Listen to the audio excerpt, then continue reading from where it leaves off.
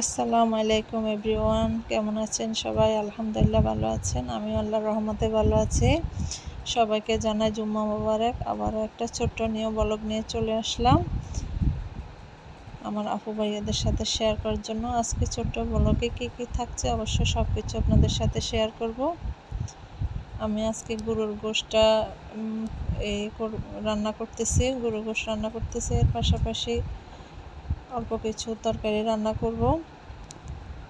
এর ভিতরে আমি দিয়ে দিচ্ছি হলুদ, মরিচ, মশলা, গরম মশলা, মাংসের মশলা, সরিষার তেল, তারপর ঘরোয়া কিছু মশলা আমি এর ভিতরে মিক্স করে কিছুক্ষণ ম্যারিনেশনের জন্য রেখে দেব।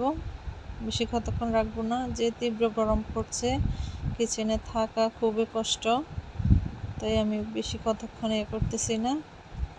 কিছুক্ষণের জন্য আমি এগুলো রাখবো, রেখে আমি রান্না বসিয়ে দেব।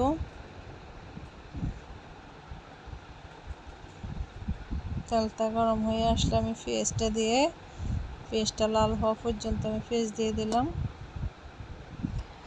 পেঁয়াজটা লাল হওয়া পর্যন্ত আমি আর কোনো কিছু দেব না। এর ভিতরে আমি দিয়ে দেব দারচিনি, এলাচি। এটা হয়ে গেছে, তো আমি আদা দেব, রসুন দেব, দিয়ে আরও কিছুক্ষণ কষিয়ে নেব। কষানোর পরে আমি বাকি মশলাগুলো দিয়ে দেব, যেগুলো দিয়ে আমি ম্যারিনেট করে রাখছি এগুলো আরেকবার দিয়ে দেব। এর ভিতরে টমেটো আর কাঁচামরিচ দিয়ে দিলাম। এখন বাকি মশলা আমি অল্প অল্প করে দিয়ে দেব। মশলাটা কষিয়ে আসছে, এখন আমি মাংসটা দিয়ে দেব। মাংসটা দিয়ে আমি আর কোনো জল দিব না। এর ভিতরে আমি এগুলো কষিয়ে আসলে আমি গরম পানি দিব। আমি পুরো ভিডিওটা দেখাতে পারলাম না, অনেক গরম কিচেন রুমে, তাই এগুলো আমি জল দিয়ে রান্নার জন্য বসে রেখে গেছি। এখানে আমার কাজের আপু আমার জন্য কিছু ভর্তা বানিয়ে রেখেছে, বরবটি দিয়ে, আলু দিয়ে, শুটকি দিয়ে ভর্তা বানাইছে। এগুলো আমার বাড়িওয়ালা আন্টির জন্য আমি নিয়ে নিচ্ছি, উনি ভর্তাটা খুব পছন্দ করে। পাশাপাশি একটু মাংসও দেব, খুবই ভালো মানুষ, আমি যেটা পাঠাই ওইটাই খায়।